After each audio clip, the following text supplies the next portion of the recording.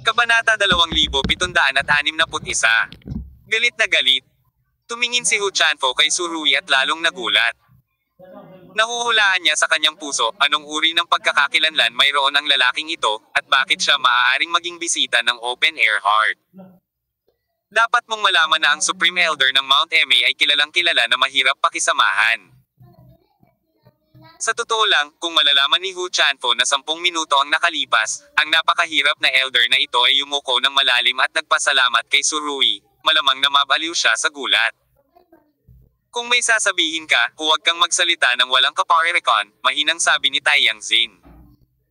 Hindi nagalit si Hu Chanfo nang pretuhin siya ng napakalamig. Alam niyang ganoon ang karakter ni Chan Changsan.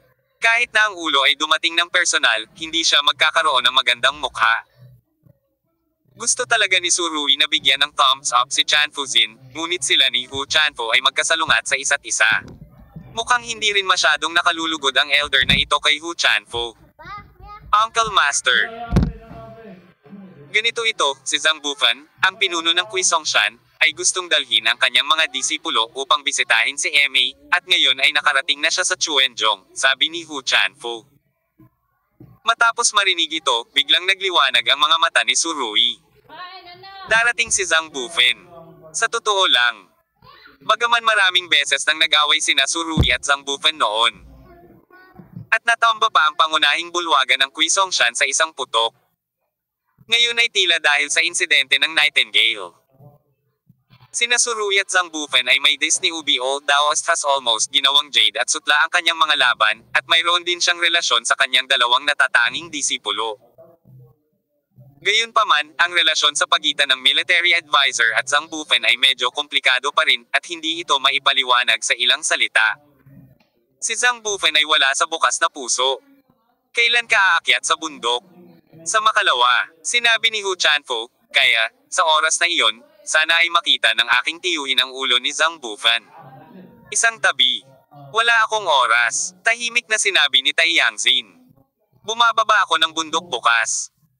Huwag tingnan ang mga salita ni Taiyang Zin kina Surui at Xu Jingshi. Mabait naman ito at mabait. Yun ay dahil sa sobrang paghanga niya sa dalawang junior na ito, at kung hindi niya gusto ang mga ito, tinatamad siyang sumagot. Halimbawa, ang Hu Chanfo sa panahong ito ay nasa ganitong uri. Bumaba ng bundok. Ang boses ni Hu Chanfo ay biglang naging mahirap, at ang kanyang mga mata ay puno ng sorpresa. Master Uncle, ito. Ang impresyon ni Hu Chanfo sa loob, ang open air na puso ay hindi pa bumababa ng bundok sa loob ng napakaraming taon, bakit ito biglang umalis? Bilang karagdagan, si Zhang Bufan ay pupunta sa Eme. Kung maipapakita ng nakatatanda ng bukas na puso ang kanyang mukha, ito ay medyo mukha para kay Eme. Pagkatapos ng lahat, kahit na ang Eme ay isang sikat na paksayon, dapat din itong panatilihin ang kanyang kapangyarihan sa pagpigil sa mundo ng Jiangho. Pinakamainam para sa isang elder na tulad ni Taiyang Zin na magpakita paminsan-minsan. Upang i-promote si Eme, ang prestihiyo ay maaari ding humadlang sa nakababatang henerasyon. Gayunpaman, sa oras na ito, sinabi ni Kai Taizin na bababa siya ng bundok bukas, umiling si Hu Chanfo at hinikayat. Tito Shi, iniisip ko kung maaari mong ipagpaliban ang oras para sa pagbaba ng bundok ng ilang araw. Pangalawa, personal na dumating si Zhang Bufan. Sa opinyon ni Hu Chanfo, ang open air ay dapat na nakabatay sa martial arts. Si Zhang Bufan ay bihirang maglakbay. At ang Quisong-shan ay walang koneksyon sa maraming martial arts sa mga ilog at lawa. Sa pagkakataong ito, ang lugar na lalabasan ay direktang nakatakda sa Eme, na medyo mukha para kay Eme. Sa hindi inaasahang pagkakataon, pagkatapos makinig sa mga salita ni Hu Chanfo, itinaas ni Taiyang ang kanyang kilay. Oh, paano kung hindi ako tumira? Uncle Master, mapait na ngumiti si Hu Chanfo, sa katunayan ay sobrang sama ng loob niya sa kanyang puso, ngunit kailangan niyang kumilos ng napakamapagpakumbaba. Iyon lang. Gusto kong magmakaawa sa iyo na antalahin ang pagbaba ng bundok ng 2 araw. At hindi ka pa masyadong bata, kung kailangan itong bilhin pagkatapos bumaba sa bundok, maaari itong gawin ng ibang mga alagad, at hindi na kailangang maglakbay ng personal. Hanggang ngayon, naisip pa rin ni Hu Chanfo na bababa lang ng bundok ang elder para sa isang casual na paglalakad. Hindi niya akalain na ang open-air heart ay mawawala na ng tuluyan. Nang marinig ang pangungusap na ito, napakunot ang noo ni Chanfo. Sino ang nagsabi sa iyo na bababa ako ng bundok para bumili nito? Bahagyang kumunat ang noo ni Hu Chanfo, saglit siyang nag-alinlangan. Master Uncle, then you are. Sa totoo lang, bago naging elder si Hu Chanfo, natural na tawagin si Chanfo na Master Uncle sa kanyang puso. Gayunpaman, pagkatapos niya maging pinakabatang elder sa MA pagkatapos noon, tumaas din ang kanyang seniority kasabay ng pagtaas ng tubig. At maaari siyang tawaging Uncle Master sa bukas na puso. Gayunpaman, hindi kailanman naisip ni Hu Chanfo na palitan ang pangalan at tila napakakumbaba niya.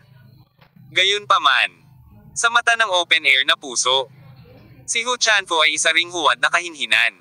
Pagkatapos ng lahat, ang taong ito ay naging isang matanda sa isang sikat na sekta ng bundok sa kanyang 40 taon. At ang pagmamataas sa kanyang puso ay hindi may tatago kahit na ano. Oo, makikita mo ito sa halos lahat ng oras. Sa makatuwid, naramdaman ni Tai Yangzin na medyo peke si Hu Chanfo. In layman's terms, it was hypocrisy, kaya sobrang ayaw niya sa kanya. May isa pang dahilan, na isa sa mga dahilan kung bakit naiinis ang open-air heart kay Hu Chanfo, at iyon ay, Li Yuran. Si Li Yuran ay sikat sa buong mundo. Bilang siyang elder ng Mount Ma. Ilang beses na ring nakilala ni Tai Yangzin si Li Yuran. Gustong-gusto niya ang batang babae na ito, syempre, kumpara sa edad ni Tai Yangzin ay bata nga si Li Yuran. Ang sapilitang pagtugis ni Hu Chanfo kay Li Yuran ay nagdulot ng maraming kaguluhan sa buong mga ilog at lawa sa Sichuan. At halos walang nakakaalam tungkol dito. Bagamat hindi ipinahayag ni Chan Changsan sa publiko ang kanyang posisyon, naisip niya na si Hu Chanfo sa kaibuturan ay hindi ito karapat-dapat kay Li Yuran. Sa mata ng open-air na puso, paano makakasama ni Li Yuran, isang batang babae na parang diwata, si Hu Chanfo, na napaka-utilitarian? Nakakahiya naman tong babaeng ta. Dapat sabihin na bagamat miyembro ng MA School si Tai Yangzin, sinusuri ng mga evaluator ang mga bagay-bagay ayon sa case-by-case basis. Siyempre, ang ganitong uri ng pagpapahayag ng bukas na puso, sa mata ng mundo, ay nangangahulugang, hindi madaling pakisamahan. Gayunpaman, hindi sinagot ng open-air heart ang tanong ni Hu Chanfo, at natahimik ang silid. Hindi umimik si Hu Chanfo, nakatayo siya roon, nakatingin sa open air na may bakas ng kahihiyan sa kanyang mga mata. Actually, ngayon ay unti-unting tumaas ang status niya sa MA, at maging ang headmaster ay magalang kung kausap siya. Parang itong open air heart, walang politeness talaga. Pagkatapos ng ilang minutong katahimikan, sa oras na ito, sinabi ni Xiaoyi sa gilid, maglalakbay si Master sa buong mundo. Naglalakbay sa buong mundo. Nang marinig ang mga salitang ito, agad na naging pangit ang ekspresyon ni Hu Chanfo. Ang pagiging nasa gitna ng mga ilog at lawa.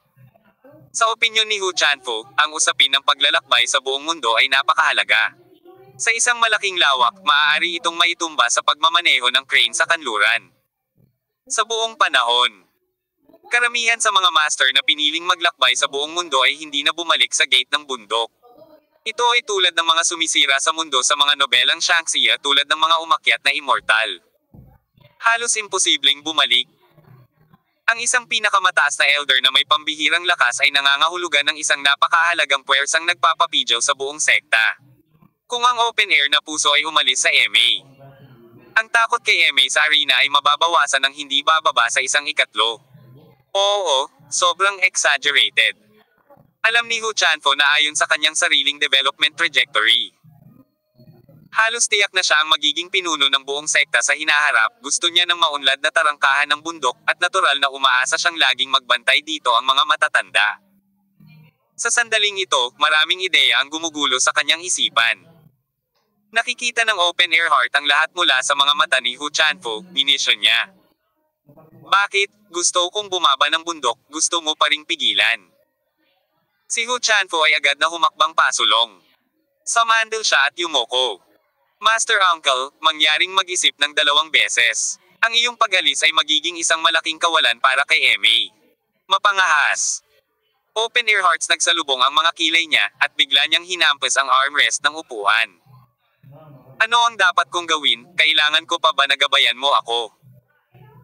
Bagamat bahagyang yumuko si Hu Chanfo, mukhang puno ng paggalang siya, ngunit may matinding lasa sa kanyang mga salita. Hindi ako nangangahas, tiyuhin ko lang, naging simbolo ka ni Emei, kung aalis ka dito. Wala akong utang kay Emei. Itinuro nitong Chanfo ang pinto, pinalabas mo ako, ang desisyon na ginawa ko, hindi ka kwalipikadong magtanong. Si Hu Chanfo ay walang awang pinagsabihan. Ang kanyang ekspresyon ay sobrang pangit. Umiling siya habang umiiling, sinabi niya, Master Uncle, ang bagay na ito ay napakahalaga kay Emei. Iuulat ko kaagad ang bagay na ito sa Sect Master at hihilingin sa kanya na magdesisyon. Sa pagkakataong ito, ginamit muli ni Hu Chanfo ang maling salita. Desisyon. 2 beses na tumikim si Tai Yangzin, kailangan ko pa ng ibang magdedesisyon sa desisyon na gagawin ko. Lumabas ka sa akin. Pagkatapos sabihin ang mga salitang ito, biglang tumaas ang aura ni Tai Yangzin, at ang kanyang mahabang buhok na parang nyebe ay sumayaw ng walang hangin. Nakikita iyon ni Hu Chanfo, nagalit si Tai Yangzin ngayon, kung nanatili pa siya, baka ang masungit na elder na ito ay bubugbugin ng iba. Kaya kinagat niya ang kanyang leeg at sinabing, Tito Shi, Palem. Pagkatapos niyang magsalita, itinaas ni Hu Chanfo ang kanyang ulo at sumulyap kay Surui, pagkatapos ay tumalikod at umalis kasama ang kanyang entourage. Pagkalabas ng pinto, naalala niya ang nakakahiya na pangyayari kanina lang. Sa eksena, galit na galit siyang napag-alitan sa mahinang boses. Ang matandang dalagang ito, hindi talaga maintindihan ang kahalagahan. Sa buong Mount Emei, si Hu Chanfo ay lubos na iginagalang mula sa itaas hanggang sa ibaba, ngunit sa gitna ng open air, hindi siya nagbibigay ng anumang mukha. Elder, ano ang dapat nating gawin? Gusto mo bang sabihin sa boss ang tungkol dito? Siyempre, dapat mong sabihin sa Sect Master na ang bagay na ito ay hindi maliit na bagay, at ito ay may kaugnayan sa hinaharap na pag-unlad ng Emei, at hindi ito dapat pabayaan. Sabi ni Hu Chanfo. Inakay niya ang kanyang mga nasasakupan patungo sa bakuran kung saan matatagpuan ang ulo. Gayunpaman, sa kalagitnaan, tila may naalala si Hu Chanfo, tumigil. Elder, anong meron? Naging malungkot ang ekspresyon ni Hu Chanfo. Sino ang lalaki at babae sa silid ng nakatatandang Taishan? Hindi ko alam, hindi ko pa nakikilala. Mukhang pamilyar sa akin ang babae, at dapat ay nagkita na sila minsan, ngunit hindi pa nakikita ang lalaking ito. Kakaiba sila. Hutian Fu fa seryoso, sabi. May kakaiba. Sinabi ni Hu Chanfo. Oo. Noong hindi sila umakyat sa bundok. Hindi naisip ni Elder Changsan na maglakbay sa buong mundo. Bilang resulta, nang dumating sila, Elder Changsan ang pagpayag na umalis ay napakatibay. Ito ay isang malaking kaganapan na yumanig sa pundasyon ng Emei. Elder, ano ang dapat nating gawin? Tanong ng attendant. Bantayan silang dalawa. Ang ekspresyon ni Hu Chanfo ay puno ng kalungkutan at kalupitan. Kung wala ang aking pahintulot, ang lalaki at babae na ito ay hindi maaaring payagang umalis kay Emei ng kalahating hakbang. Chapter 2762. Isang game lang ang natalo ko sa buhay ko. Xiaoyi, pumunta ka at isara ang pinto. Sabi ng open air heart. Naglakad si Xiaoyi sa pintuan ng bakuran at isinara ang pinto. Bukod dito, isinara niya ang pinto ng napakalakas na halos kusa niyang ihagis kay Hu Chanfo. Siya ay may napakapayapa na personalidad tuwing karaniwang araw. Ngunit ang sinabi ni Hu Chanfo ngayon ay nagpalungkot kay Master, kaya siya, ang munting disipulong ito, ay gustong magsalita para sa guro sa kanyang sariling paraan. Naglakad palabas si Hu Chanfo ng mahigit 10 metro, at nang marinig niya ang tunog ng pagsara ng pinto, agad na naging malungkot ang kanyang mukha. Walang hiya talaga. Napagalitan ng attendant ni Hu Chanfo. Malungkot ang mukha ni Hu Chanfo. Pagkatapos ng madiin ay hindi na siya kumibo, at binilisan ang lakad niya para umalis. Sa oras na ito, si Surui ay nakatayo sa maliit na patio ng open air heart, pinapanood ang likod ni Hu Chanfo na umalis, bahagyang nakasimangot. Hindi ko masyadong gusto ang taong ito. Masyadong maraming pagnanasa ang nakatago sa kanyang mga mata, sabi ng open air heart. Gayunpaman, pagkatapos sabihin ito, lumingon siya kay Surui at sinabing, hindi siya katulad mo, napakalinis ng iyong mga mata. Ano ba talaga ang iniisip ng matandang ito? Nakaramdam ng kalugod-lugod sa mata si Surui. Umiling ang huli at mapait na ngumiti, at nasabi lang, "Salamat sa iyong pagpapahalaga, senyor." Hindi. Hindi ito pagpapahalaga. Ito ang katotohanan. Mahinahong sinabi ni Taipei-Zin. Ang mga taong tulad ni Hu Chanfo ay maaaring makatayo sa isang magandang taas sa maikling panahon, ngunit iyon lang, at ang iyong hinaharap ay walang hanggan. Ang matandang babae ay nabuhay ng napakaraming taon, at nakita niya ang mga pagbabago sa buhay. At halos mapahiya si Surui na purihin. Nagpakita ng bahagyang pag-aalala si Xiaoyi. "Guru, sa tingin mo ba pipigilan tayo ni Elder Hu Chanfo na bumaba ng bundok?" 2 beses na tumikim si Open Heart, at dahan-dahang sinabing, "Resistance." Napigilan ba niya? Pumunta na yata siya ngayon sa headmaster, sabi ni Xiaoyi. "Huwag kang mag-abala. Tila ang open air na puso ay hindi isa sa puso si Hu Chanfo. Kung gusto niyang umalis, walang sinuman sa buong MA ang makakapigil dito." At muli si Surui pagkatapos makipag-chat ng ilang minuto. Nahulaan ni Tai Yangzin na dapat pag-usapan ni Hu Chanfo ang bagay na ito sa Sect Master sa oras na ito. Kaya tumayo siya at sinabi, "Maghintay kayo sandali dito, makikita ko ang pinuno ng sekta at pamangkin." Oo, ang marangal na pinuno ng Mount MA ay walang iba kundi ang pamangkin ng apprentice at pamangkin ni Tai Yangzin. Napakataas talaga ng henerasyong ito. Ang mga matatanda ng Tai Yangzin ay talagang mabilis, ngunit siya ay nakabalik pagkalipas ng kalahating oras. "Guru, ano ang sinabi ng ulo? Impake mo ang iyong mga gamit. At bumaba ka sa bundok kasama ko bukas." Noong una, medyo mahina ang puso ni Tian Tian. Ngunit pagkatapos mapanood ang pagbuhos ng tsaang apprentice na nagsilbi sa kanya ng higit sa 10 taon ay may ibang uri pa rin ng emosyon sa kanyang mga mata. "Xiaoyi, pagkatapos bumaba ng bundok, maaari kang mamuhay sa gusto mo. Kahit na si Xiaoyi ay nasa 20s na ako, ngunit mahirap pa ring tiisin ang ganitong uri ng paghihiwalay. Tsaka this time, baka hindi na ako magkita ulit sa buhay na ito." Baka sa malalaki niyang mata ang kawalan ng kakayahan. Oo. Hinayaan siya ni Master na mamuhay sa buhay na gusto niya. Ngunit ginugol ni Xiaoyi ang nakalipas na 10 taon sa tuktok ng Mount MA, at nakasanayan niyang makita ang dagat ng mga ulap, bato at berdeng pine araw-araw. What she wants, what is life like? Ni hindi niya alam iyon. Hindi nagtagal ay napuno ng luha ang mga mata ni Xiaoyi, at humikbi siya ng mahina, ngunit tinapik lang siya ni Chan Changsan sa balikat at hindi na nagsalita pa. "Congratulations, senior." Iniyuko ni Surui ang kanyang mga kamay. Nais kong umalis ang nakatatanda ng walang pag-aalala. Tumingin kay Surui at Shu Jingshi sa open air. "Magkaibigan kayong dalawa. Anak, kung magiging matagumpay ang aking relasyon sa hinaharap, ang aking matandang babae ay maaaring dumating upang humingi ng inumin para sa kasal." Matapos marinig ito, namula ang magandang mukha ni Shu Jingshi, habang si Surui ay umubo ng 2 beses. Biglang sinabi ng open air, "Sa palagay ko, talagang sinadya ninyo ang mga lalaki at babae, at ang tubig ay walang awa. Ilang hindi masabi na kalungkutan. Tila ang bukas na puso ay nag-iisip ng ilang mga nakaraang kaganapan." Ito, nagkatinginan sina Surui at Shu Jingshi, medyo nagulat sila, paano sila muling makikita. Wala naman sigurong masama sa pag-arte nila.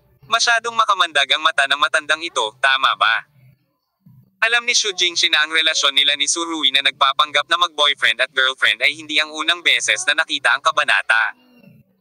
Kaya may hindi maipaliwanag na kalungkutan sa kanyang puso, maaaring ang ganda-ganda nilang dalawa. Tandang pananong. Si Xiaoyi sa gilid ay tumigil sa paghikbi, nanlaki ang kanyang mga mata, at sinabi niya, "Ano ang nangyayari? Jingshi, hindi ba kayo ni Surui ay mag-boyfriend at girlfriend?" Nahiya si Surui. 2 beses siyang umubo at nagtanong, "Senior, paano mo nakita ang tanong na ito?" Alam niyang walang kabuluhan ang pagpapanggap sa oras na ito. Gayunpaman, ngumiti si Chan Changsen at nagsabi, "Ikaw ay isang responsableng binata. Ngunit ng 2 beses kung pag-usapan ang tungkol sa iyong kasal. Umuubo ka para pagtakpan ito, at si Jingshi ay namula at hindi nagsalita. Sa ugali mo, kung talagang na-in-love ka sa babaeng ito Jingshi, bakit hindi mo siya payagan na magkaroon ng kinabukasan?" Hindi napigilan ni Surui na matawa. Kaya hinatulan ito ng senior ng ganito. Oo. Si Surui ay napakasaya sa mata mula sa simula hanggang sa wakas. At ito ang dahilan kung bakit hinuhusgahan na sina Surui at Shu Jingshi ay hindi magkasintahan ng taong ito ay napakabuti. Siya ay ang ina po ng ang lalaking iyon, paano ito naging isang taong walang utang na loob. Kaya, ang dahilan, maliban kung ang dalawang taong ito ay hindi nagmamahalan. Sa wakas, ang mga taon ay nabuhay, at ang mga mata ng bukas na puso ay maaaring maging mabisyo. Palihim na bumantong hininga si Surui. Sa totoo lang, sino ang maipapangako mo sa hinaharap? Matapos marinig ni Shu Jingshi ang sinabi ni Taiping Zin, isang bakas ng hindi mahahalata na kalungkutan ang sumilay sa kanyang maliwanag na mga mata. Gayunpaman, pagkatapos na tingnan ang lalaki sa tabi niya, ang bakas ng kalungkutan ay nawala, at ang mga mata ay unti-unting lumiwanag. Oo, malaki na ang naitulong ni Surui sa kanya, ano pa ba ang gusto niya? Napakagandang bagay na makilala siya. Hindi dahil biglang dumating ang emosyon ni Shu Jingshi. Ang malalakas na galaw ni Surui sa mga araw na ito ang nag-iwan ng malalim na impresyon kay Miss Shu. Ito ang pinakakailangan ni Shu Jingshi ng tulong at dumating si Surui. Sa oras na ito, palaging pinakamadaling pumasok sa iyong puso. Kayong mga kabataan ay dapat nahawakan ng iyong sarili. At hindi ko sila makokontrol. Sabi ng open air heart, na nagpapakita ng nakaka-deprecate ng ngiti, hindi ko pa naiisip ang sarili kong mga gawain. Gayunpaman, ang pagkikita ay isang nakatakdang relasyon, at higit pa rito, ikaw din ang inapo ng walang kamatayan. Sabi ni Tai Kaizin. Dahil dito, medyo nagulat si Surui, dahil ang sinumang may discernment ay makakarinig ng isa pang layer ng kahulugan sa mga salita ng bukas na puso. Saglit na nag-alinlangan si Xiaoyi at sinabi, Guro, gusto mo. Parang may naisip siya, at may kaunting gulat sa mga mata niya. Xiaoyi, pumunta ka sa kwarto ko, may libro sa ilalim ng unan. Sabi ng open air heart. Sige. Tiningnan ni Xiaoyi si Surui ng malalim, at pagkatapos ay binigyan siya ng thumbs up mula sa isang anggulo na hindi nakikita ni Master. Napakamot ng ulo si Su at ngumiti ng pilit, talagang nagsimulang pawisan ang mga palad niya. Maya-maya, lumabas si Xiaoyi na may hawak na librong nakabalot sa asul na tela sa magkabilang kamay. Ibigay mo kay Surui, kakailanganin niya. Sabi ng open air heart. Nahulaan na ni Surui kung ano iyon, at hindi niya maiwasang sabihin ng same time. Senior, ito ay masyadong mahalaga, ano ang kabutihan at kakayahan ng nakababatang henerasyon. Huwag kang magpakumbaba, hindi ito kapag nagpakumbaba ka. Hinawakan ni Xiaoyi ang aklat na ito, iniabot ito kay Surui, at sinabing, buksan ito at tingnan, ito ay isang bagay na laging dala ni Master, ito ay napakahalaga. Pagkatapos ng isang post, sinabi niya, ito ay hindi mabibili ng salapi. Kinuha ni Surui ang libro, naramdaman lang na tumitimbang ito ng higit sa 10,000 libra. Sabi ni Open Heart, buksan mo at tingnan mo. Matapos itong buksan ni Surui, nakita niya ang 4 na malalaking karakter na nakasulat na may brush sa pabalat ng libro. Tandang padamdam. Tiningnan ni Surui ang pangalan, at agad na napuno ng pagkabigla ang kanyang mga mata. Gaya ng ipinahihiwatig ng pangalan, ang Changsun Swordsmanship ay dapat likhain ng open air heart. Ang aklat na ito ay tiyak na pinaikli ang kanyang panghabang buhay na pagsisikap. Hindi itinuloy ni Surui ang pagbukas ng aklat, ngunit seryosong sinabi. Senior, ang isang mahalagang bagay ay dapat na patuloy na manatili sa MA. Sa hindi inaasahan, ang pusong bukas ay mapili. Napataas ang kanyang kilay. Akin ito, hindi kay MA. Kaya kung ibigay sa kahit sinong gusto ko, pero walang pakialam si MA. May malakas na personalidad at dominanti sa pangungusap na ito. Sinabi ni Xiaoyi. Si Master ay sikat sa kanyang pagiging espada sa kanyang mga unang taon. Hindi siya nakagawa ng kahit isang kutsilyo sa halos 20 taon. Isinulat niya ang lahat ng kanyang pagsisikap sa buhay sa aklat. Na ito ay isang lihim na hindi ibinabahagi. Dito ka na, Guro. Ipapasa ko sa iyo. Gaya ng sinabi niya. May bakas ng inggit sa mga mata ni Xiaoyi. Bagamat lumaki siya sa MA. Ang kanyang mga kasanayan sa martial arts ay karaniwan, at siya ay nasa antas lamang ng pisikal na fitness. Sa gitna, hindi mo man lang mahawakan. Sa totoo lang. Dahil ang open-air heart ay nananatili sa tuktok ng pangunahing tuktok ng Mount Emi nitong mga nakaraang taon. Ang mga alamat tungkol sa kanya sa mga ilog at lawa ay unti-unting bumababa, walang nang ahas na hamakin siya, halos tanggihan niya ang kalahati ng mundo. Sa pagtingin sa aklat na ito ng eskrimador na may hindi mabilang na pagsisikap, sinabi niya, "Isang beses lang akong natalo sa aking buhay, at ang taong tumalo sa akin ay pinangalanang Sito Yuankong."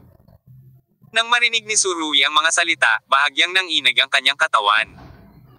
Ganito pala ang proseso ng pagkakakilala ng dalawa. Ito ba ang maalamat na uniforme? Dahil natalo siya, nagkaroon siya ng mga komplikadong emosyon. Kahit kasing puti na ng nyebe ang puso niya sa open air, makikita pa rin na first class beauty siya noong bata pa siya. At napakagwapo at gwapo rin ni Sito Yuankong. Pareho silang talentadong tao. Kung hindi sila mag-spark ng ilang sparks, ito ay magiging kakaiba. Ang isip ni Surui ay nag-flash ng maraming hula.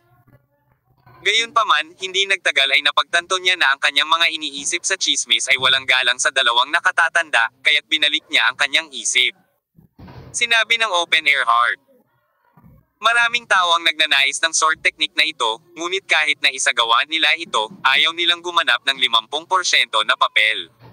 Kung hindi ka nila nakilala ngayon, baka walang mana ng sword technique." Ang mga mata ni Surui ay mahigpit na pumikit. Kaya nga, Kabanata 2763. Ang bagay na ito ay tinatawag na mana. Hawak ang aklat na ito, ang puso ni Surui ay labis na nabigla. Naunawaan niya ang mga salita ng bukas na puso. Ang huli ay nagpatuloy, "Ikaw ang tagapagmana ng immortal, at ang pamamaraan ng espada na ito ay nilikha rin namin at niya. Imposibleng ganap na gamitin ang kapangyarihan nito." Huminga ng malalim si Surui. "Naiintindihan ko, Senyor. Ito ay dahil tinanggap niya ang mga turo ni Sito Yuankong. Alam ko rin kung ano ang nangyari sa 7 simpleng aksyon. Kaya mayroon akong mga kwalifikasyon para sa hanay ng espadang ito. Kung hindi, ito ang asensya ng espada na sumasaklaw sa buhay ng bukas na puso, at patuloy na hihiga sa ilalim ng unan na walang makakakita." Sa hindi inaasahang pagkakataon, sa pagkakataong ito ay dinala ni Shu Jingshi ang sarili kay Emi, at nakatagpo siya ng isang malaking pagkakataon. Matapos marinig ang pangungusap na ito, hindi na nainggit si Senior Sister Xiaoyi kay Surui. Pagkatapos ng lahat, ang pamamaraan ng espada na ito ay maaari lamang gamitin ang pinakamalaking kapangyarihan nito sa kanyang mga kamay. "Ay pangako mo sa akin." Tumingin si Taiyang Zin kay Surui at sinabing, "Magsanay ka." "Sige." Malalim na tumango si Surui. Nakita ng open-air heart na pumayag si Surui, kaya sinabi niya kay Xiaoyi, "May isang kahon sa ilalim ng aking kama, Xiaoyi, pumunta ka at dalhin ang laman ng kahon na iyon." Nang marinig ito, nagulat si Xiaoyi, at ang kanyang mukha ay puno ng hindi makapaniwala. Hindi alam ni Surui kung ano ang ibibigay sa kanya ng bukas na puso, ngunit sa pagtingin sa ekspresyon ni Xiaoyi, malabo kong hulaan na ang kahalagahan ng susunod na bagay ay maaaring hindi mas mababa. Maaaring ito ay isang sword score. "Kunin mo." Mahinaong sinabi ni Taiyang Zin, ngunit ang kanyang mga salita ay puno ng hindi may kakaila na lasa. Napagtanto ni Xiaoyi ang determinasyon ni Master, kaya tumango siya. Maya-maya, lumabas si Xiaoyi na may dalang mahabang asul na tela. Ang tela ng asul na pabalat ng tela ay eksaktong kapareho ng tela na bumabalot sa aklat. Tiningnan ni Surui ang mahabang asul na tela na takip. Ang takip ng tela ay hindi napigil ang sabihin ng Tame Time, "Senyor, ito ay mas mahalaga kaysa sa pamamaraan ng espada, ang junior ay talagang hindi kwalipikadong tanggapin ito. Kunin mo, 20 taon na akong hindi nagpapaputok ng kutsilyo, at walang epekto sa akin ang kutsilyong ito." Sabi ng open-air heart. Umiling si Surui. Ngunit kahit na hindi ka nagpaputok ng kutsilyo sa loob ng 20 taon, ang kutsilyong ito ay mananatili sa iyo sa mahabang panahon. Para sa bukas na puso, ang kutsilyong ito ay hindi lamang isang sandata, kundi pati na rin isang kasosyo. Tiningnan ni Xiaoyi ng malalim ang asul na tela na takip, hindi pa niya nakita ang asul na tela na ito nang matuklasan ito, "Hindi ko maisip ang kinang ng kutsilyo sa takip ng tela." Gusto talaga ni Xiaoyi na makita ng sarili niyang mga mata ang eksena kung saan minsang pinutol ni Master ang kalahati ng mga ilog at lawa gamit ang kutsilyong ito. Mayroong ilang mga bagay na palaging inaasam-asam ng mga susunod na henerasyon. Ngunit sa kasamaang palad ay masusuklam ko lamang ang aking sarili dahil huli akong ipinanganak at nawawala ang panahong iyon. Walang masyadong alam si Surui tungkol sa mundo ng Jiangho. Sa paglipas ng mga taon, unti-unting tumahimik ang puso niya. Hindi pa nababalitaan ni Surui ang kanyang pangalan. Ngunit dahil nagawa niyang magkaroon ng isang hindi masabi na oras sa Sito Yuan Kong Love, dapat ito ang nangunguna sa mga ilog at lawa. Ang kutsilyong ito, tulad ng pamamaraang ito ng kutsilyo, ay may napakahalagang simbolikong kahulugan. Sa oras na ito, ibinigay ng Open Air Heart ang mahahalagang bagay na ito mula sa nakaraan kay Surui. Ibig sabihin ba ay ibinigay na niya ang nakaraan kay Surui? Ang mga bagay ba ay ganap na down? Halos walang nakakaalam nito ngayon. Ang kutsilyong ito ay dating pinakamakapangyarihang sandata sa pagraranggo ng Kabanata 1 sa China. Sinabi ni Taiping Zin. Ang mga nakakaalam tungkol dito ay matanda na at patay na. Sinasabing ang listahan ng armas ng Huaxie Jiangho ay muling na-rank, at ang pangalan ng kutsilyong ito ay wala na doon. Kitang-kita sa mga mata ni Surui ang pagkagulat. Isa itong super treasure sword na minsang nireranggo ang Kabanata 1 ng China Jiangho Weapons List. Sinabi talaga ng elder ng Open Air Heart na ibibigay niya ito. Gaano ako kabait at kakayahan na tanggapin ang dakilang Reg Along ito. Nagpakita ng kahihiyan si Surui. Senior, ang pangalan ng kutsilyong ito ay... Hindi nagkunwaring naiintindihan ni Surui. Maging tapat. Walang alikabok, sabi ng Open Air Heart. Walang alikabok, ngumunguya si Surui sa pangalan, ibig bang sabihin ay hindi magdulot ng alikabok. Hindi para maging sanhi ng alikabok, ngunit nakakita siya ng maraming dugo. Hindi, sinabi ng Open Air Heart, Watchen ang dati kong pangalan. Ang dating pangalan ay Watchen. Ang kasalukuyang pangalan na Changsen ay dapat na binago sa ibang pagkakataon. Nag-flash ang isip ni Surui, at naisip niya ang pangalan ni Sito Yuan Kong. Malayo sa langit, ang puso ng langit. Ikaw ang langit sa malayo, at ako ang puso ng langit. Ito ba ang ibig mong sabihin? Habang pinag-iisipan ito ni Surui, mas naramdaman niyang may ganoong posibilidad. Gayunpaman, hindi na ma-verify ang kanyang hula. Tila talagang hindi makatwiran at magulo ang relasyon ni na Senior Sito at Elder Open Air Heart. Kung talagang interesado sila sa isa't isa, bakit sila uupo sa isang maliit na patio sa kabisera at hahayaan ang panloob na kama na bato na natatakpan ng alikabok sa loob ng ilang dekada? Bakit ang ibang tao ay tahimik na nakatayo sa tuktok ng MAP, nag-iisang nakatingin sa kumukulong dagat ng mga ulap? Natatakot ako na lahat sila ay matigas ang ulo. Kunin mo itong kutsilyo, gaya ng sinabi ko, ang kutsilyong ito ay hindi maaaring gamitin ng sinuman maliban sa iyo, sabi ni Tan Kaishin. Matapos marinig ni Surui ang mga salita, hindi na siya tumanggi. Lumuhad siya sa isang tuhod at itinaas ang mga kamay. Kinuha ni Open Air Zin ang kutsilyo at inilagay sa kamay ni Surui. Hindi siya nagulat sa pagluhod ni Surui sa isang tuhod. Bilang isang guro sa isang araw at isang ama habang buhay, kinuha ni Surui ang diskarteng ito ng espada at ang espada na ito, nakatumbas ng pagkuha sa mana ng pusong bukas sa hangin. Sa sandaling ito, si Tong Kaishin, tulad ng Sito Yuan Kong, ay may kalahating paborito para sa Surui. Hawak ang kutsilyo. Kahit na sa pamamagitan ng scabbard. Naramdaman ni Surui na ang kutsilyo ay payat at tila mas katulad ng tangkutsilyo. Ngunit ang baywang sa magkabilang gilid ng kutsilyo ay mas makitid at ang talim ay mas matalas kung ito ay mas malawak, kahit na. Sa pamamagitan ng takip ng tela at scabbard, mararamdaman ni Surui ang perpektong kurba nitong walang alikabok na kutsilyo. Sa hugis pa lang ng kutsilyong ito, iba ito sa anumang genre ng craftsmanship, at iba ito sa mga kutsilyong maaaring pangalanan sa merkado. Noong nagkaroon ng kutsilyo ang Jiangho chapter, iba na talaga. Bumangon ka. Bibigyan ka ng walang kamatayang matanda ng paraan ng lakas. Ituturo ko sa iyo ang sword technique at ang dust-free na kutsilyo. Ngayon parang mas magaling na siya sa kanya. Sabi ng Open Air Heart, Agpakite ng ngiti. Biglang napahiya ang mukha ni Surui, maihahambing ba ito? Nagkukumpere pa ba ito? Mula sa puntong ito, makikita na ang taong ito sa labas ay tiyak na isang taong mapagkompetensya, at kailangan niyang ikumpara kay Sito Yuan Kong sa usapin ng pangangaral at pagtuturo. Tila naisip ni Surui ang eksena sa simula. Ang isa ay ang malayong kalangitan, at ang isa ay ang puso ng langit. Nakakatakot matakot ang puso ay mas mataas kaysa sa langit. Gusto niyang sabihin sa open air heart na kung tutuusin, kakaunti lang ang magkakagusto sa isang babae na mas malakas sa kanya. Pagdating sa pag-ibig, kapag mas motivated ka, masasaktan ang iyong damdamin. Sa kasamaang palad, pagkatapos ng napakaraming taon, hindi ko alam kung makikilala muli ni Chan Changsen si Sito Yuan Kong.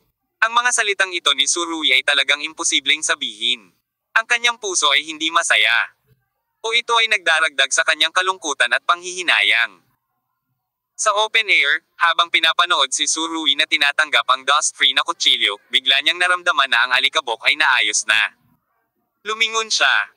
Tumingin sa kumukulong dagat ng mga ulap sa likurang bintana. At sinabi, ang eksenang ito ay napakaganda sa unang tingin. Ngunit pagkatapos na panoorin ito ng mahabang panahon, ito ay nagiging insensitive. Ang mga ordinaryong bagay ay hindi na maaaring maging karaniwan. Ayokong panoorin ang tanawing ito, at ayokong palampasin ito sa pagkakataong ito. Sa totoo lang, may isa pang potensyal na kahulugan sa mga salita ng open air na puso, bilang karagdagan sa mga tanawin ng Mount Ma, iba pang mga tao at mga bagay din hindi ito mahalaga sa lahat. Malinaw na nakikita ng open air heart na bagaman napakabuti ni Ma sa kanya sa mga nakaraang taon, gusto niyang hayaan siyang ang pinakamataas na elder ng pambihirang lakas. Natulungan ng bayan ng Ma. Talagang pinahahalagahan ni Ma hindi ang taong bukas ang puso, ngunit ang matunog na pangalan na minsan niyang ginawa sa pamamagitan ng paglalakad sa mga ilog at lawa. I figured it out, I saw it, I lived it through, ganito ang buhay ko. Ang bangka ay namatay na, at ang natitirang bahagi ng kanyang buhay ay ipapadala sa dagat. Ang pamumuhay sa bukas na puso, hindi na kailangang magbuntong hininga kapag si Ling Peng ay kamag-anak, dahil palaging may araw na magpapalaya sa buhay na ito. Tahimik na tumingin si Surui sa dagat ng mga ulap sa labas ng bintana. Pagkatapos ng ilang minutong katahimikan, bumalik siya sa kanyang katinoan, at biglang nalaman na ang kanyang kalooban ay sumailalim sa ilang banayad na pagbabago. Ang pagbabagong ito ay hindi madaling ilarawan, ngunit ito ay mas kalmado at mas mahigpit. Sa sandaling ito, medyo naliligaw muli si Surui, nakatingin sa likod ng Chan Changsen. Bigla niyang gustong makita kung paano nakatingin sina Sito Yuan Kong at Chan Changsen sa dagat ng mga ulap na magkatabi. Ang dalawang ito ay kwalipikadong tumuntong sa dagat ng mga ulap sa ilalim ng kanilang mga paa. Nakatayo sila sa tuktok ng buong mundo ng Jiangho, na parang nasa kanila ang lahat, ngunit wala sila. Actually, mahirap din sila. Kung muli silang magkita, ano kaya ang eksena? Naisip ni Surui ang lamig ng Sito Yuan Kong, at tinatayang hindi ito madaling hawakan. Pakiramdam ni Surui ay naiisip niya.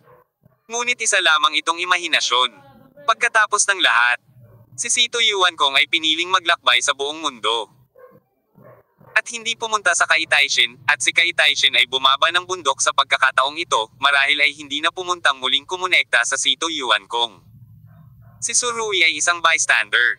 Hindi siya makikialam sa emosyong ito, lalo pat pangunahan ang susunod na balak, na maaaring sumalungat sa orihinal na kagustuhan ng dalawang nakatatanda. Matapos tingnan ng dagat ng mga ulap na matagal nang napanood ng hindi mabilang, lumingon si Tianzin at muling sinabi kay Surui, maganda ang iyong martial arts foundation at ang iyong panimulang punto ay mataas.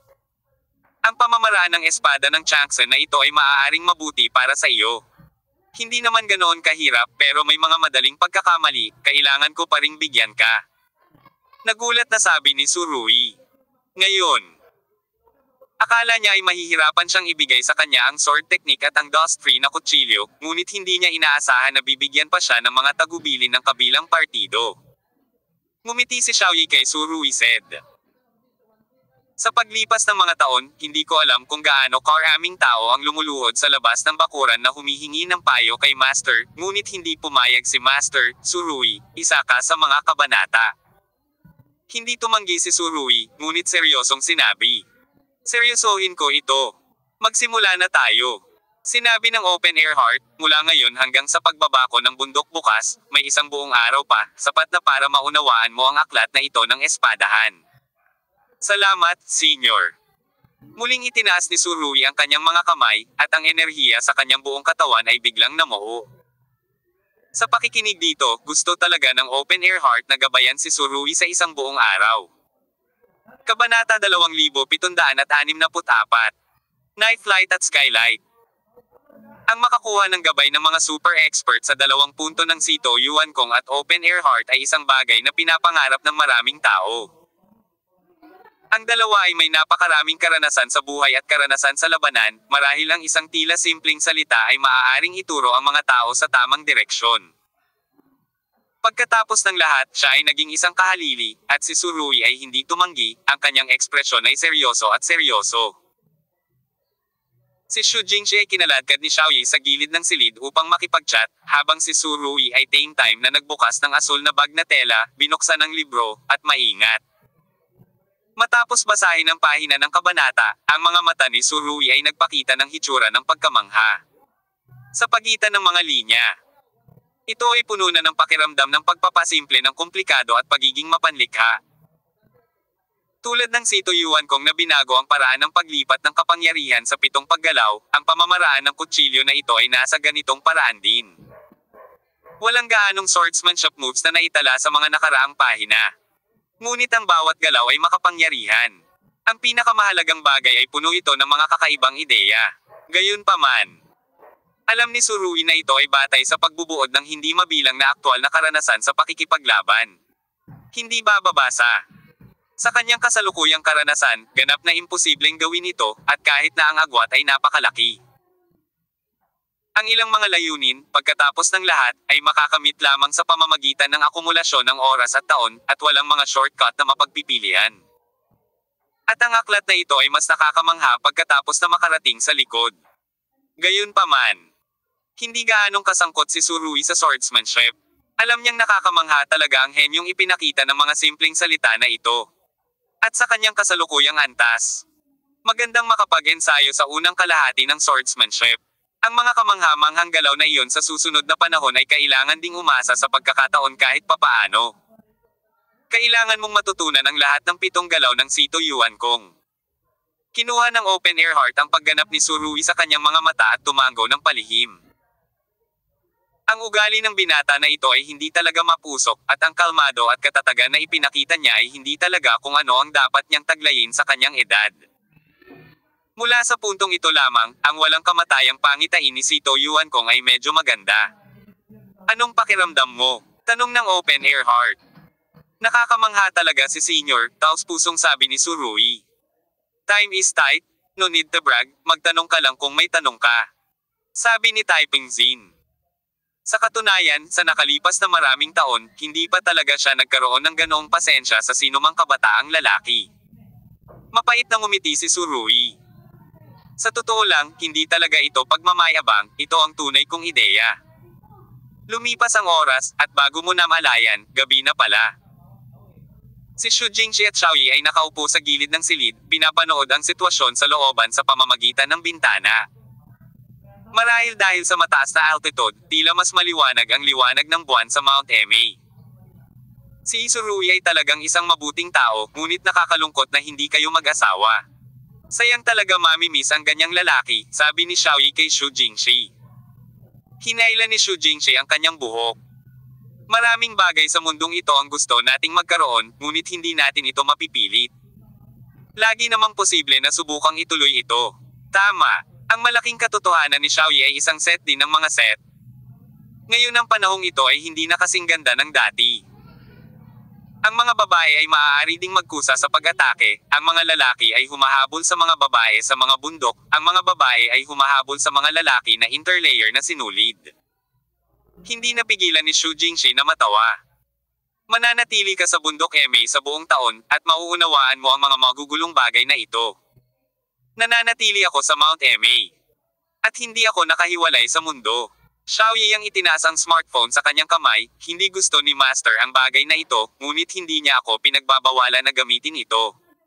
Nako, marahan na ba maantong hininga si Xu Jingxi? With a touch of melancholy. Actually, minsan, akala mo tama yung tao, pero mali yung time, and it is useless, ng mga tao.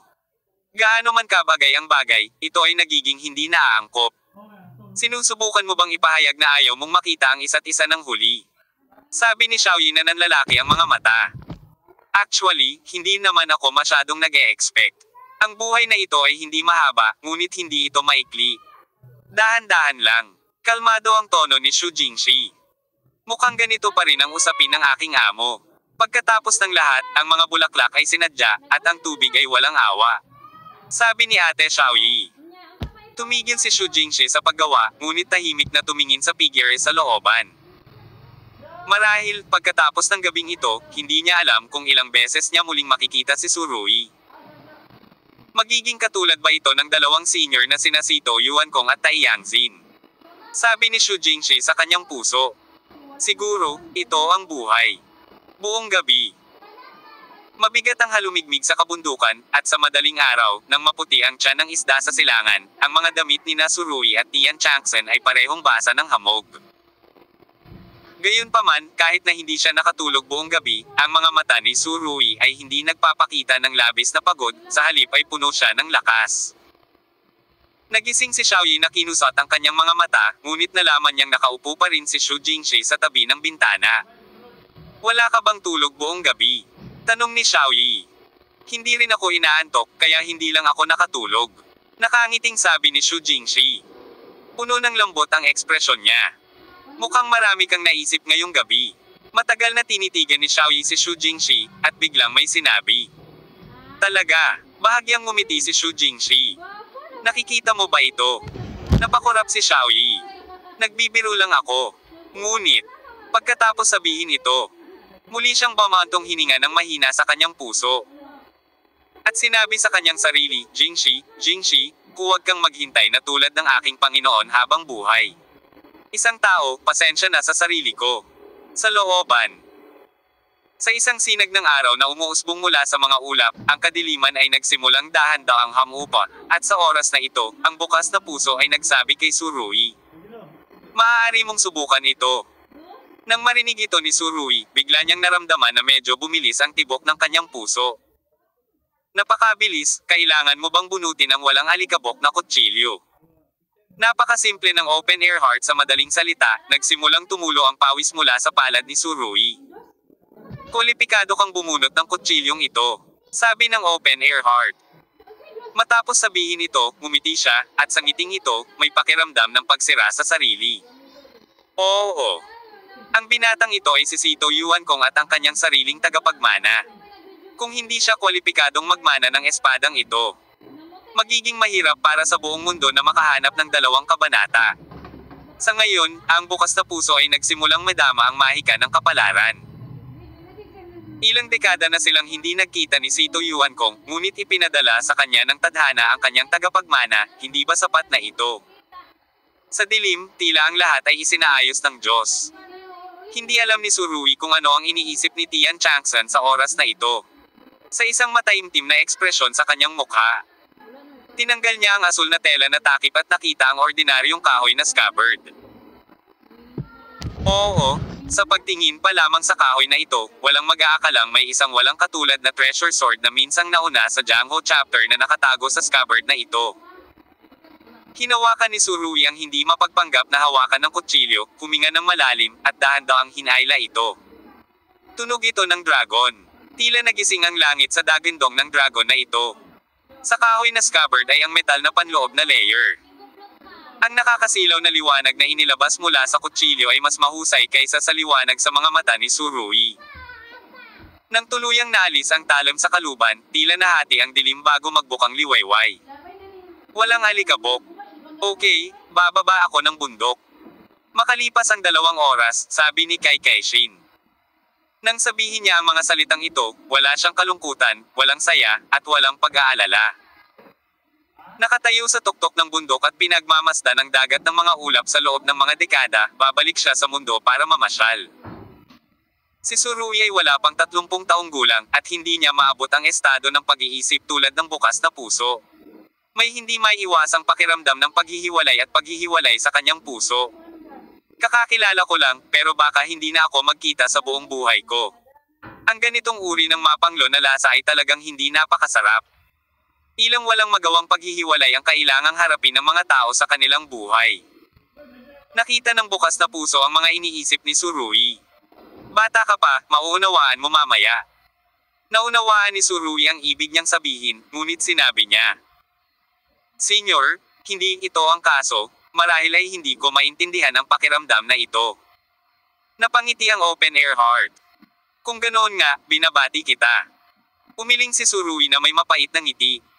Sa oras na ito, lumabas din si Xu Jingshi. Tumayo siya sa harap ni Chang Sengsen, nag-alinlangan sandali, at sinabing, Elder Changsen, pwede ba kitang yakapin? Sa paglipas ng mga taon, sina Xu Jingshi at Tai Yangzin ay naging napakasaya. Kapag naisip niyang mahihirapan siyang magkitang muli, maging si Surui ay hindi mapigilan. Paano hindi malulungkot si Xu Jingshi? Namumula na ang bilog ng mata niya. Hindi inaasahan ni Xu Jingshi na gagawa ng ganoong kahilingan si Xu Jingshi, ngumiti siya, at pagkatapos ay sinabi, syempre kaya mo. Binuksan ni Xu Jingshi ang kanyang mga braso at marahang niyakap si Chan Changsen. Halos mapanganga si Xiaoyi nang makita niya ang lahat ng ito. Alam niyang pinakaayaw ni Master ang pisikal na pakikipag-ugnayan sa iba. Kahit na siya ay kapareho ng kasarian, ngunit sa pagkakataong ito, bago humiwalay, biglang naging mas mabait at mabait si Master. Siya ay dating taga-MA school. Ang nakatatandang Taishang, na nasa itaas, ay tila ang lola sa tabi ng bahay na may mainit na simoy ng tagsibol sa sandaling ito. Ang pakiramdam na ito ay talagang nag-aatubili. Dahan-dahan ding pinunasan ni Xiaoyi ang kanyang mga mata gamit ang likod ng kanyang kamay, at nagsimulang kumalat ang hindi maipaliwanag na kalungkutan mula sa kaibuturan ng kanyang puso. Sa totoo lang, sapat na ang nakita niya sa tila napakagandang tanawin ng bundok na ito. Oras na para lumabas at makita ang bagong mundo. Senyor, ingatan mo ang sarili mo, sabi ni Surui. Hawak-hawak niya ang walang alikabok na kutsilyo sa kanyang kamay, at ang tila may init sa kanyang mga bisig, na may masalimuot na emosyon sa kanyang mga mata. Oo, bahagyang tumanggo si Tung Changsen, at pagkatapos ay tinanong si Xiaoyi, naimpake mo na ba ang lahat? Sinabi ni Xiaoyi, Guro, nag-impake ka ng ilang damit. Sabi niya, iniabot niya ang isang hindi mahahalata na kulay abo na sako, at pagkatapos ay bumagsak ang mga luha sa kanyang mga pisngi. Gago anak, huwag kang umiyak. Umiling si Taiping Zin at ngumiti, huminga ng mahina, pagkatapos ay iniunat ang kanyang kanang kamay at hinawakan si Xiaoyi sa kanyang mga bisig. Ito ay isang bagay na hindi pa niya nagawa sa isang alagad sa nakalipas na 10 taon. Si Xiaoyi, na bihirang yakapin ni Master minsan, ay umiyak ng mas malungkot, nakasandal sa balikat ni Master, nanginginig ang buong katawan. Master, miss na kita, sabi ni Xiaoyi. Ang bukas na puso ay bahagyang tinapik ang likod ng disipulo, at pagkatapos ay tumingin sa mga ulap sa kalangitan. Sa buhay na ito, kailangan na nating umalis. Kabanata 2765. Ilang lalaki ang mag-asawa. Tahimik na umiyak si Xiaoyi, pinunasan ang kanyang mga luha gamit ang kanyang manggas, at tumabi na may dala pang maliit na bag sa kanyang likod. Nag-impake lang siya ng ilang simpleng damit. Sa mahigit 10 taon sa MA, ang tanging bagay na maaari niyang alisin, maliban sa kanyang alaala, ay tila ganoon karami. Girl Jingshi, hayaan mo akong sabihin sa iyo ang isa pang bagay. Nakangiti sa bukas na hangin, sinabi niya kay Xu Jingshi, na may pulang mata, maraming tao sa malawak na universo, ilang lalaki ang asawa. Matapos marinig ito, bahagyang nanginig ang katawan ni Xu Jingshi, at pagkatapos ay tumingin kay Surui. Bahagyang tumaas ang liwanag ng bituin sa kanyang mga mata. Ngumiti ng pilit si Surui. Hindi nakalimutan ni Elder Changsen na pilitin ang isang matchmaker bago siya umalis. Gayunpaman, pagkatapos ng sunod-sunod na papuri sa kanya, naramdaman ni Surui na medyo hindi makayanan dahil sa kanyang makapal na balat. Walang sinabi ang open heart kay Xu Jingshi, gaya ng, sayang makaligtaan, Olay go to love and don't run away, lahat ng kahulugan niya ay nakapaloob sa naunang pangungusap. Ilang lalaki ang asawa. Si Rao ay isang open air na karanasan sa buhay ng puso. At hindi pa niya nakilala ang ilang mga lalaki na karapat-dapat sa kanyang bayani, ngunit si Surui, nakakakilala pa lang, ay maaaring umupo sa isang upuan. Sa totoo lang, sa maraming aspeto, talagang nararapat si Surui sa pagsusuring ito. Ang mga sapatos at sombrero ay naglalakbay sa libu-libong taon, at ang langit ay maglalakbay magpakailanman. Bumigkas siya ng tula sa open air. Muli niyang tiningnan ang mga puting ulap sa abot tanaw, pagkatapos ay binawi ang kanyang tingin at sinabing, "Tara na." Oo. Bahagyang tumango si Xiaoyi nodding, pagkatapos ay dahan-dahang binuksan ang pintuan ng courtyard. Para kay Xiaoyi, na nasa Mount Eme ng higit sa 10 taon, basta't lumabas siya sa bakuran gamit ang isang paa, nakarating na siya sa isang bagong mundo. Kaya lang, hindi siya masyadong kumpiyansa sa oras na ito. Sa pagtingin sa likod ni Xiaoyi, hindi maiwasan ni Surui na isipin ang mga salita ni Soshi na hindi lumabas sa aklat aralin ang buhay ay parang baligtad na paglalakbay, at isa rin akong pedestrian. Tara na. Hinawakan ni Surui ang dust-free na kutsilyo sa kanyang kamay, at may halong damdamin, sinundan siya palabas ng courtyard. Pagkalabas ng ilang tao, bumalik si Xiaoyi sa pinto, tiningnan ng mabuti ang courtyard, at isinara ang pinto. Para sa medyo batang babae, ito ay maaari ding isang palm. Ang mga taong nakamasid sa tanawin sa loob ng mahigit 10 taon. Ang mga bulaklak sa looban, at ang kawayan sa sulok ay maaaring hindi na sa buhay na ito, sa muling pagkikita. Kaagad pagkatapos, nakita nila ang isang malaking grupo ng mga tao sa di kalayuan. Mayroong daan-daang tao sa wuyang-wuyang. Umiling si Surui. Mukhang nandito ngayon ang lahat ng makapangyarihang tao sa Mount Eme. Bihira talaga ang ganitong sitwasyon. Walang ibang paraan, aalis na ang Supreme Elder ni Eme, na isang pambihirang pangyayari sa kasaysayan ni Eme. Sa layo na 50 metro, si Yang Chonglo, ang pinuno ni Eme, ay nakatayo sa likod ng kanyang mga kamay. Tahimik na pinapanood ang lahat ng ito. Ang kanyang tunay na edad ay 50 o 60 taong gulang din. Mukhang nasa 40 pa lang siya. Pero kitang-kita ng kulay abong sideburns ang tunay niyang edad. Si Yang Chonglo ay matangkad at payat. May mahusay na ugali. Malaespada ang kilay at hugis bituin ng mga mata. Tiyak na siya ay isang gwapong lalaki noong siya ay bata pa. Kahit na nakatayo sa karamihan, maaari niyang gawin ang mga tao na tumangala sa kanya sa isang sulyap sa katawan. Upang maging pinuno ng isang sikat na sekta sa bundok tulad ni Eme. Natural na may mga specialty si Yang Chonglo. Kung ikukumpara sa kanya, ang pinuno ng Zhongyang Mountain na si Gelijang ay talagang medyo malayo, malaki. Si Hu Chanfu ay nakatayo sa tabi ni Yang Chonglo, at bumulong siya, "Guro, mukhang aalis na si Elder Changsan." Iniisip ang kanyang sariling pagsaway kahapon, tila si Hu Chanfu ay hindi pa rin nasisiyahan sa kanyang puso. Sino ang 2 taong iyon? Bakit hindi ko sila nakita dati? Tanong ni Yang Chonglo na nakakunot ang noo. Halatang sina Surui at Xu Jingxi ang tinutukoy niya. Hindi ko pa ito nakita dati.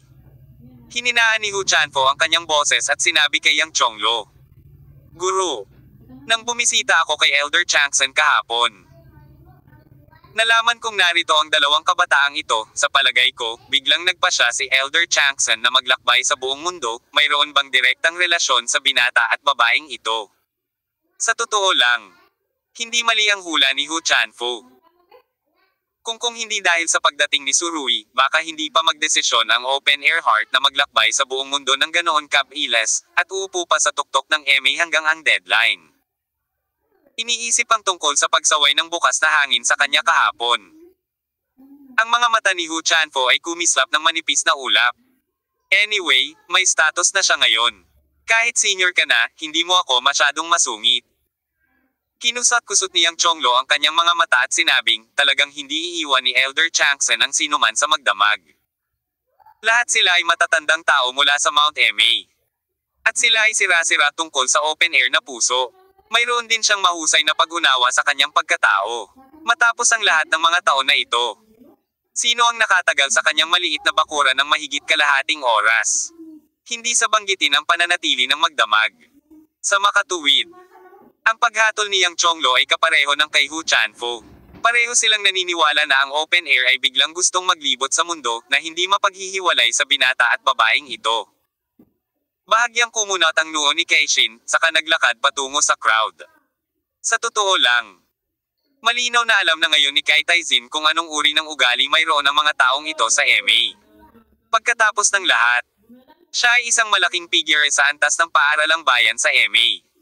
Kapag umalis na siya sa oras na ito, mababawasan din ang deterrent power ng Eme School, ay bababa ng malaki. Siyempre, nag-aatubili silang umalis sa bukas na hangin, ngunit higit sa lahat, hindi sila nang ahas na pigilan sila. Ngunit ang bukas na puso ay walang pakialam kung ano ang iniisip ng mga taong ito. Nabuhay ako sa buong buhay ko. Kung hindi ako nabuhay para sa sarili ko sa oras na ito, medyo nakakalungkot. Tara na. Nakatingin kay Xiaoyi na nag-aalangan sa open air, sinabi niya ang isa pang pangungusap. Nagbigay ng mahinang, si Xiaoyi, pagkatapos ay sumunod sa master at naglakad pababa, habang sumunod sina Surui at Xu Jingxi. Tito Master, binati siya ni Yang Chonglo at sinabing, I'll see you off. Sa totoo lang, sinabi na niya kay Tai Yangzin kahapon ang tungkol sa mga salitang iyon ng pagpapanatili, pumasa, ngunit walang pakinabang. Alam ni Yang Chonglo ang personalidad ng babaeng tiyuhin na ito. Para sa kanyang napagpasyahan. 8 baka ang maaaring hindi ito mabawi. Sa kasong ito, walang halaga ng panghihikayat ay walang silbi. Hindi na kailangang magpadala. Sabi ni Tai Tianzin, ang kanyang boses ay walang malasakit, kahit na tinatawag na walang malasakit. Maraming tao ang naroroon. Tinatayang lahat ng makapangyarihang figure sa buong bundok ay lumitaw. Ngunit ang mas maraming tao, mas solemn na ang palm, sa kabilang banda, ang puso ni Yang Chonglo ay lalong hindi nasisiyahan. Bagamat alam niyang hindi magbabago ang isip ni Uncle Master, ayaw pa rin ni Yang Chonglo at gustong subukang magtanong. Uncle Master, seryoso ka ba talaga? Desidido ka bang iwan si Emei? Bilang pinuno ng sekta, maraming bagay ang dapat isaalang-alang sa lahat ng aspeto, at natural na ayaw ni Yang Chonglo na makitang mawala ng Supermaster ang sekta. Hindi kalabisan na sabihin na kahit 1,000,000 ordinaryong mga disipulo ay hindi nakakatakot gaya ng isang bukas na puso. Ang bukas na puso ay sumulyap kay Yang Chonglo nang walang pakialam, ngunit hindi sumagot. Ngunit ang hitsura na ito, at ang bahagyang kulubat ng mga mata ang nakataas na kilay ay ipinaliwanag na ang lahat ng mga saloobin. Ipapadala kita. Si Yang Chonglo ay gumawa ng isang, please, na kilos, at pagkatapos ay kusang umalis sa daan. Agad na naghiwa-hiwalay ang mga taong nakatayo sa likuran niya na parang tidal wave. Heart in the open air sa pagdaan sa daanan sa gitna na may blankong ekspresyon, lahat ay nakatingin sa kanyang mukha, ngunit siya ay nakatingin ng diretso sa harapan. Tumingin si Surui sa likod na may kumikislap na puting buhok, at talagang naramdaman ang malamig na hangin na puso. Sumunod si Yang Chonglo sa kanyang likuran. Tahimik na naglalakad sa buong daan. Halatang may gusto siyang sabihin, pero napagtanto niya rin na kung magsalita man siya ngayon ay walang kwenta iyon, kaya't baka hindi na lang siya magsalita. Matapos maglakad ng mahigit 10 metro, huminto si Tai Yangzin. Naisip ni Yang Chonglo na may sasabihin si Chan Changsan sa kanyang sarili, kaya dali-dali niyang sinabi, Tito, ikaw. Sa hindi inaasahang pagkakataon. Ang tingin ni Tian Taishin ay direktang dumaan kay Yang Chonglo. Nakatingin kay Surui at sinabi ni Xu Jingxi. Kayong dalawa. Kunin mo si Xiaoyi at Itaboy. Nakaparada ang sasakyan sa gate ng bakuran. Kung ipapadala mo ulit, malayo ang mararating mo. Halos malaglag ang panga ng mga makapangyarihang figure sa Mount Emei. Nanatili sila sa bundok sa loob ng napakaraming taon. Ngunit hindi pa sila nakakita ng ganoong kabait na pananalita mula sa bukas na hangin. Lalo pat paalalahanan ng iba na may gayong tila nagmamalasakit na pagmamalasakit. Ito pa rin ba si Elder Changsen? At saka, sino ang mga kabataang lalaki at babae na iyon? Kahit sa pagharap sa ulo, hindi ito pinansin ni Elder Changsan, ngunit ano ang nangyayari ngayon? Mahirap para sa kanila na paniwalaan kung ano ang nasa harap nila, ngunit ito ang katotohanan. Alam ni Xiaoyi na ang mga utos ni Master ay kailangang sundin. Nangangahulugan na ba ito ng palem? Bilang isang resulta, ang kanyang mga luha ay bumagsak nang hindi kasiya siya. Bumalik ka. Pagkatapos magsalita, tumalikod si Chan Changsen at nagpatuloy sa paglalakad. Nasabi ko na ang dapat kong sabihin, at nasabi ko na rin ang dapat kong sabihin, kaya huwag na lang. Senior, ingat ka, sinabi ni Surui na nakatayo sa lugar. Hindi siya nakamove on. Gaano man ito kalayo, may oras na umalis. Isang matandang lalaki, isang bag na tela, isang pares ng sapatos na tela, pumasok sa mundo at naglalakbay sa mundo. Ang hangin ay umiihip sa mga bundok. Nagdadala ng bukas na hangin at mga damit na lumilipad. Ang taong ito. Ang bundok na ito, ang background na ito, ay parang isang pares ng desolation at desolation. Isang malungkot na pagpipinta ng tinta. Sa sandaling ito, ang matalas na mata na si Hu Chanfo ay sumulyap kay Surui, at hindi niya maiwasang kiligin. To be precise, he was watching pagdating sa mahabang asul na manggas ng tela na hawak ni Surui sa kanyang mga braso. Ilang tao ang nakakapansin kung ano ang nasa mga bisig ni Surui, ngunit kahit na gawin nila ito, maaaring hindi nila agad maisip kung ano ito. Pagkatapos ng lahat, ang dust-free na kutsilyo ay hindi lumitaw sa harap ng mundo sa loob ng higit sa 20 taon, at ang mga tao ay maaaring hindi makapag-react o kahit na isipin ito sa simula. Siyempre, kung bibigyan sila ng sapat na oras, natural, maiisip niyang i-trace ang kinaroroonan ng dust-free na kutsilyo. Gayunpaman, ang isipan ni Hu Chanfo ay mabilis na bumaling, at agad na nahulaan ng kanyang kabanata kung ano ang nasa ilalim ng asul na tela na takip. Kaya naman nakakaloka. Sa hindi inaasahang pagkakataon, ibinigay ni Elder Changson ang dust-free na kutsilyo sa kakaibang binatang ito. Ito ang unang sandata ng unang kabanata sa Jango World. Hindi ko alam kung ilang tao na ang nagbuhos ng dugo sa ilalim ng dust-free na kutsilyong ito. Sa magulong mga oras na iyon, pagdating sa Open Air Hearts, sino ang hindi mag-iisip ng dust-free na kutsilyo? Sa katunayan, sa isang tiyak na lawak, sa mata ng karamihan sa mga tao sa MA, ang walang alikabok na kutsilyong ito ay walang alinlangan na isa sa mga kayamanan ng Mount MA. Pagkatapos, dahil ang walang alikabok na kutsilyo ay ibinigay sa kanya ng nakatatandang Changson, ang taong nagtuon din ng kanyang panghabang buhay na pagsisikap sa taong ito. Sa pagtingin kay Surui, ang mga mata ni Hu Chanfo ay unti-unting namumula ng malamig na liwanag.